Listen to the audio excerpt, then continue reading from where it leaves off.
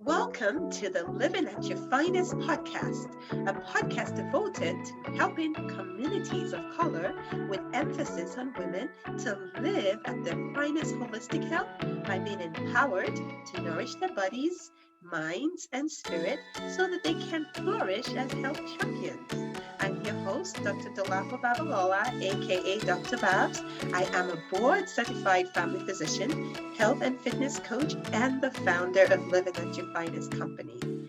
Have you struggled with your holistic health, spirit, mind, and body? Perhaps you thought you had it all figured out, all for it to come tumbling over. Imagine consistently living at your finest health with information that can transform your life and allow you to triumph holistically. Well, search no more. This podcast is just for you. Together we can triumph on this journey of holistic health as my guest and I share lessons learned from our health journeys using an exciting holistic approach, fun, fundamental, and faith-based. So I hope you're ready for some fun and candid dialogue. Living at your finest health champions, what's up? Another month fading away gradually. I hope it's been a great month for you, the month of May. We've celebrated Mother's Day, mental health, women's health, and meditation month. I did not realize that we had a meditation month until this month. So I want to base today's podcast on meditation. I have meditated through the ways of prayer for a while, and it's been on and off, but most recently I've discovered the joy of consistent meditation, which enables me to live at my finest. And I would love to share that with you. But before we dive into episode 40, a special shout out to my communities of listeners. Thank you for your commitment to the Living at Your Finest podcast and your encouraging word. My goal is to continue to provide value to you that would enhance your life. I would like to celebrate the Living at Your Finest Champion of the Week. It is Adaku Efuribe. She is a clinical pharmacist, speaker, health promotion ambassador. I love how she shares positive information and how it empowers her day. So you want to take a listen. Thanks for sharing your win, Ada. Hello, everyone. My name is Adaku Efuribe. I'm a clinical pharmacist, writer, speaker, and health promotion ambassador. I am passionate about health promotion. I advocate for better healthcare systems, and I coach people to engage in healthy eating, exercise, mindfulness, and self care. My greatest healthy living win this season is being able to recalibrate my mindset and practice daily positive affirmations. I intentionally make declarations when I wake up in the morning, which has helped me maintain my emotional well being. I also endeavor to engage in physical activity and healthy eating on a daily basis, and I encourage you to do so as well. Let's look after our mind, body, and soul. God bless you. Please note that though I am a family physician, I am not your physician. My goal is to provide a platform for educational purposes and for all matters pertaining to health and personal development. The words and other content provided here or in any linked materials are not intended as medical advice and do not reflect those of any organization that I'm employed by or affiliated with. Please consult your doctor for your specific needs. Thank you. Can meditation really calm my mind? Well, my answer is yes. And I'm speaking from evidence-based medicine as well as personal experience. And you can ask my husband, he will testify to the fact that I've become a calmer person through consistent meditation. I have a very busy mind and it doesn't stop. And a lot of times it gets in the way of me being calm and still. Some might say that, but is that a bad thing to be on the go? Well, it depends on the extent in which it affects your productivity. Does it always make you reactive or proactive? I've always been a praying woman. I grew up praying. It was modeled to me as a child. But as I got busier both in my personal and professional life, I found it difficult to be still, to meditate. So I'll pray, I'll speak, but I'm not still enough to listen. And slowly I found that it was beginning to affect my health. I was just not calm in spirit. I mean, people will see me and think I'm calm, but I know that there was so much more that God wanted for me and the way that I could show up in an effective and an efficient manner. So I sought for help and I discovered the medicinal benefits of meditation. So I would like to discuss the basics today of meditation, the benefits, and the practice. So starting off with the basics. So meditation is the habitual process of training your mind to focus and redirect your thoughts. I likened it to being still and listening instead of talking. We always hear that we have two ears for a reason and one mouth. We live in a world of constant noise and never a dull moment. Even at nighttime, we are still awake, dreaming and thinking all sorts of things that we haven't handled during the day. So we need to become intentional and purposeful about our meditation. It increases our awareness of ourselves and our surrounding. Meditation is helping us to improve our mental and emotional health. The fun part is that you can do it anywhere. You don't need any special equipment or any membership.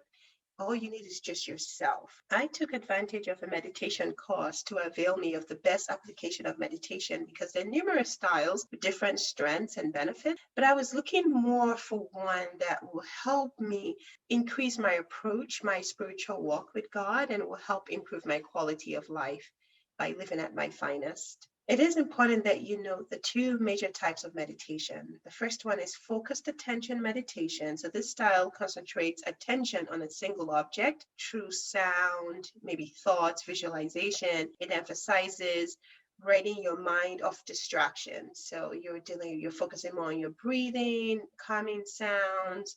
The second major type is open monitoring meditation. This style encourages broadened awareness of all aspects of your environment, your train of thoughts, your sense of self. It could also include being aware of suppressed thoughts and feelings and impulses. Sometimes I get asked, how is this different from prayer? The part of prayer, as I say, pray, P is praise, R is repent, A is ask for what you need, and Y is yield. So yield, and that's the meditation part where you just yield, you surrender, and you listen, and you recap, and you reflect. So we are creatures of habit. So our natural mind does what it always does, and it goes on automatic. It gets very good at creating patterns. So if we're not intentional about what we're trying to create or counteract that, it's going to function like a computer. So let's talk about the two parts of the brain. And this is all part of what I learned as I was researching more of meditation. So the primitive part of the brain is the original creation of the brain, which is the major part of the brain called the medulla. And it's that part where it keeps us from danger. So it's always an alert. If there's a dangerous, event, it's stimulated right away to get the right hormone in check, the cortisol, so that we have the freeze, the fight, or the flee rather response. So that's what that does. So it really is there to keep us from danger. But the more modern part of the brain, which is the prefrontal cortex, it regulates meditation. And studies have shown that the more you meditate, it actually thickens the prefrontal cortex, prevents it from shrinking with age, and it improves our connection with the other parts of our brain, like the medulla. So it helps it to regulate our emotions better. It is very powerful, and it also helps with the decision-making part of our brain. So we definitely need to culture this part of our brain. Your mind goes where you take it, but it comes with practice and without judgment. One day at a time, one step at a time, getting closer to habits that nourish the brain. Now, what are some of the benefits? There are numerous proven health benefits to meditation, and it's become even more and more promising that it reduces stress. Stress reduction is one of the most common reasons people try meditation. It's why I started to pay close attention to meditating right after prayer. And it doesn't even have to be with prayer. It just could be I'm feeling stressed and I want to just be still and calm. Normally, the mental and the physical stress increases levels of stress hormone cortisol, and these over a long period of time can be very damaging because it releases inflammatory chemicals called cytokines. And if you have that over a long period of time, that can cause a lot of problems. It can disrupt sleep. It can promote depression, anxiety. increased blood pressure, contributes to fatigue. So studies have shown that meditation actually helps with this. As you can imagine, it also helps with anxiety, reduces those stress hormones.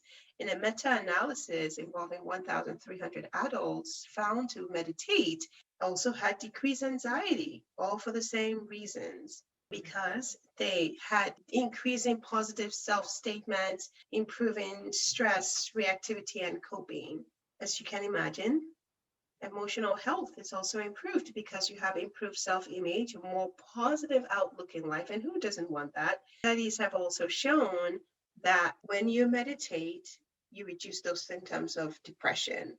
Again, as you can imagine, you have fewer negative thoughts in response to viewing negative images. And your inflammatory chemicals, which we call the cytokines, are less. There's an enhanced self-awareness. Some form of meditation might help you develop stronger understanding of yourself, helping you to grow into your best self. Yes, living at your finest, that's where it comes. Believe me, with this, it helps me the most because I didn't have to react to every single thing that came my pot. I didn't have to respond to every single thing. And this is the best part of it all. Because when you're not reactive, then because of you know who you are, you don't need to give a response to everything that comes your way. So this was definitely one that I enjoyed the most. And if you ask my husband, he will agree. Now, as for my kids, I'm still working on that. So Rome wasn't built in a day. I'm getting there one day. In another study, 153 adults who used a mindful meditation app for 2 weeks experienced reduced feeling of loneliness and increased social contact compared to those in a controlled group. Lengthening attention span. Yes, focused attention meditation is like weightlifting for your attention span. It's like a muscle, right? You would increase the strength and endurance of your attention. For example, one study found that people who listened to a meditation tape experienced improved attention and accuracy while completing the task. For me, because I feel like I have multiple interests, and so meditation helps me to stay focused and increases my attention span. Reduces age-related memory loss. That goes without saying. Improvement in attention and clarity of thinking helps to keep the mind strong, helps to build new neurons. And of course, you build new neurons, you affect memory loss. It's been shown to generate kindness. The reason, because you feel good about yourself. A lot of times in the world, when people are bad, ill, not helping each other and mean to each other, it's because they don't have a good sense of their selves. So they're just lashing out. So meditation, you have more confidence, you have positive feelings towards yourself and others. It helps to fight addiction. That's another benefit. The addiction part is the mental discipline you can develop through meditation helps you to break dependencies by increasing your self-control and awareness of triggers for addictive behaviors. So for me, I've always said that I was addicted to sugar because we always had sugar growing up, even though we ate healthy. But meditation helps me to be calm, to breathe through those emotions when they're coming, when the thought is coming. Of course, strategies in place, making sure that I'm full, making sure that I'm eating high fiber food, drinking water. But then if I get stuck by something, an old feeling, then I can meditate my way through it. So it does help. Improve sleep. Yes, sleep helps. It helps to improve sleep.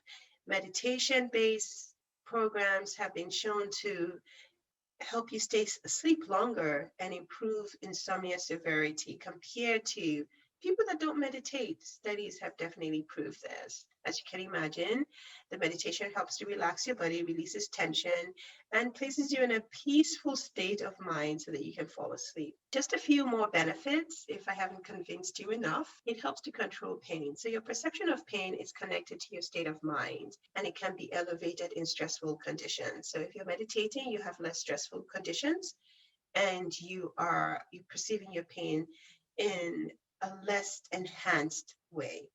This was proven in a large meta-analysis studies enrolling nearly 3,500 participants included that meditated and had associated decreased pain. And the last one I want to talk about is decreased blood pressure. Meditation has been shown to improve physical health by reducing the strain on the heart. Over time, high blood pressure makes the heart work harder to pump blood and therefore leads to poor heart function. So high blood pressure also contributes to atherosclerosis, narrowing of the arteries, which leads to heart attack and stroke.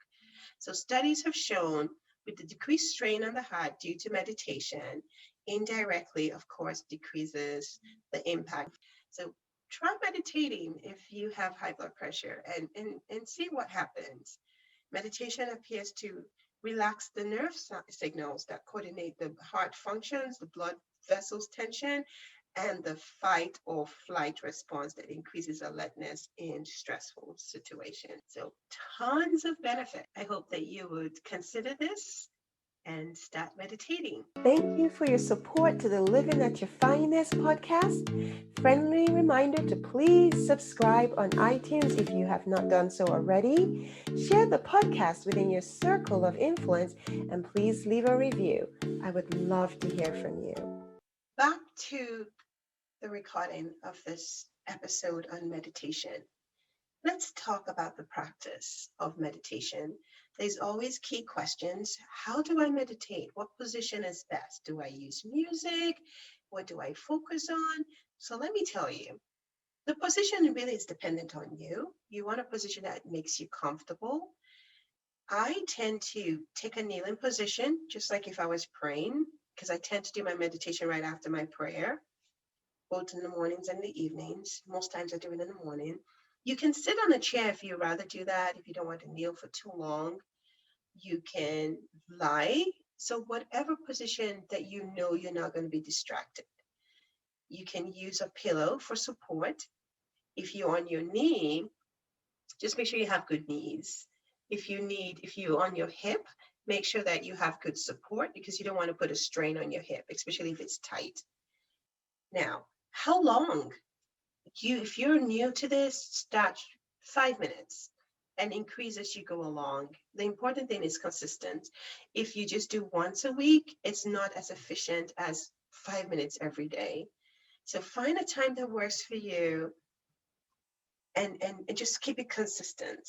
I tend to at least do 10, 15 minutes, and that has worked for me. As you get used to it, you can go longer.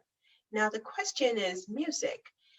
Music sometimes could be distracting. You just have to know yourself. Depending on the type, if you're focusing, if you're doing more of the focus meditation, then music could help. But most times you see that the music might start off and then it will fade away so that you can focus your mind on your thoughts and your affirmation.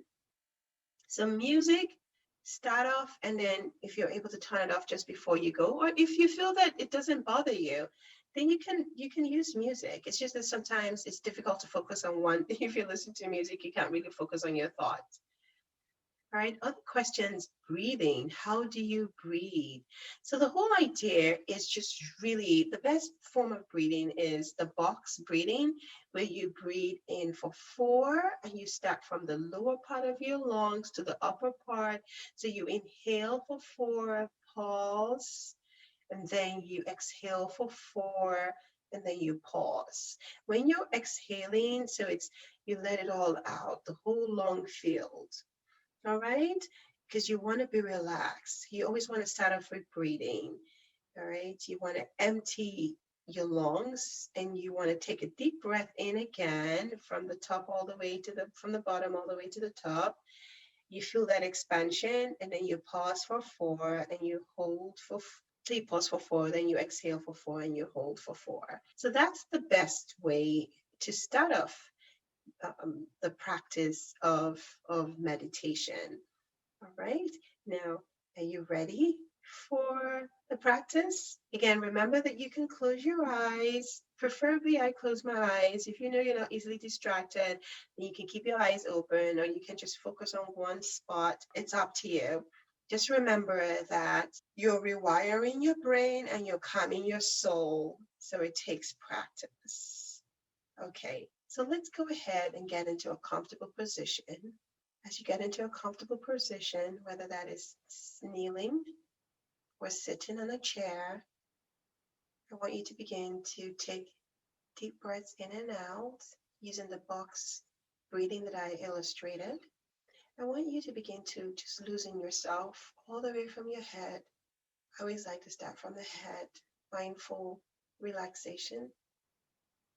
Just feel the relaxation, the tension release from your head all the way to your neck, then to your shoulder, your arms, your belly, down to your legs. Just feel it release. Now start with your breathing. Inhale for 4. Hold. Exhale for 4. And hold. Now this is a guided meditation. And you can use affirmation. I like to use affirmation. So the affirmation that we would use as soon as you just get comfortable is you're renewing your mind on things that are true, things that are noble, things that are right, things that are pure, things that are lovely, whatever is admirable. If anything is excellent or praiseworthy, think of those things. And this is a scripture from Philippians 4:8, and it could be anything. It could be anything that you want to think about as you practice this. I'm renewing my mind on all things that are pure, that are true, that are admirable. Don't forget your breathing.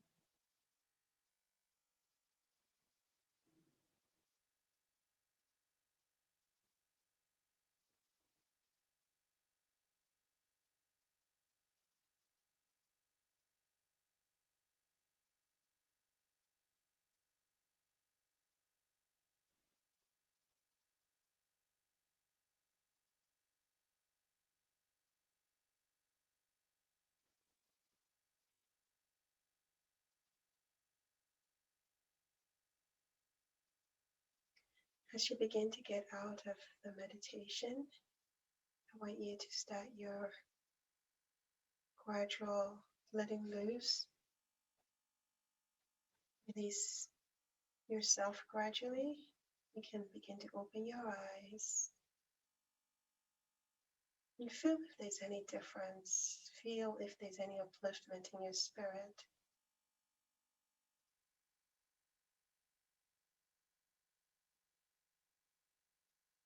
You can begin to wiggle your toes and your fingers again. And remember, as you go about your day, to be intentional about meditation and think about the affirmation that anything that you're renewing your mind on things that are true, noble, right, pure, lovely, admirable, excellent, and praiseworthy. So that's the end of the practice of meditation. I hope that you found value in this guided meditation. Of note, people who meditate grow bigger brains than those that don't. Brain scans conducted revealed that experienced meditators boost increased thickness in parts of the brain that deals with attention and processing sensory inputs. So I encourage you to make a practice of it, even if it's just to improve our thought process and sleep habits. Thanks for joining me in today's episode. I hope to see you back next time. Till then, I'm rooting for you to live at your finest because you need to, you deserve to, and you most certainly can achieve it. Take care. Much love. Thank you so much for joining me on this week's episode of Living at Your Finest podcast. My hope is that as you have been informed, you would be transformed to take actionable steps to triumph at living at your finest health and personal development. For more in-depth content on best practices to ensure that you live at your finest daily, join me on Facebook and YouTube at Living at Your Finest with Dr. Babs, where we can learn together. You know, my favorite hashtag healthier together. See you soon. Take care and God bless.